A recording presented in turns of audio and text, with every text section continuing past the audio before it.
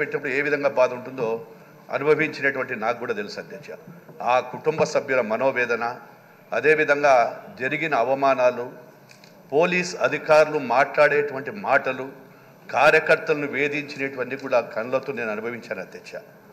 అటువంటిది మీ మీద ఎన్ని అక్రమ కేసులు పెట్టినా, ఎన్ని ఇబ్బందులు వచ్చినా పార్టీకి ఒక సైనికుడిగా ఉన్నారు మీరు.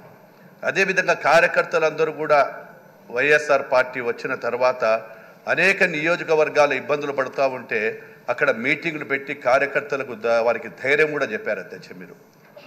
మీరు ధైర్యం చెప్పడమే కాకుండా పోరాడితే పోయేదేముంది, పోరాడుదాము అని చెప్పి అనేక మంది కార్యకర్తలకు, నాయకులకు మీరు ఒక స్ఫూర్తిదాతగా నిలిచినటువంటిది నేను కళ్ళతో కానీ చూడడం కానీ జరిగింది అధ్యక్ష.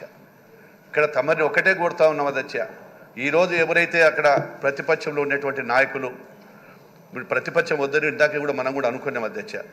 మరి ఆ పోరాటం చేసి ఎన్నో అవమానాలు చేసిన మా నాయకుడిని మాటలు మాట్లాడిన వారు పెరిగి పందలు, కనీసం ఈరోజు వారు గెలిచిన 11 మంది బాధ్యత వారికి సభ జరిగేటప్పుడు ప్రజా సమస్యల మీద కానీ ప్రజల కోరిక ఏదైనా ఉన్నప్పుడు కానీ వారిని వినపడి ఇక్కడ ఉండి మాట్లాడవలసిన బాధ్యత ఉంది.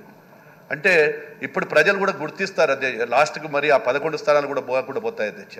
ఎందుకంటే వారికి ఒక బాధ్యత ఎన్నిక ఇచ్చిన తర్వాత వారు కూడా ఇక్కడ ఉండి సభలో మాట్లాడవలసిన అవసరం ఉంటుంది అధ్యక్ష. ఏది ఏమైనప్పటికీ మిమ్మల్ని ఆ స్థానంలో కూర్చోబెట్టినటువంటి ప్రతి ఒక్కరికి కూడా ఈరోజు మిమ్మల్ని గౌరవమైనటువంటి ప్రారంభం చేసినందుకు ప్రతి ఒక్కరికి కూడా ధన్యవాదాలు తెలియజేస్తూ, భవిష్యత్తులో మీ యొక్క ఆదేశాల ప్రకారం మేము అందరం కూడా చేస్తామని చెప్పి సెలవిస్తూ మీకు అవకాశం ఇచ్చేందుకు మీకు ధన్యవాదాలు తెలియజేస్తున్నాను అధ్యక్ష.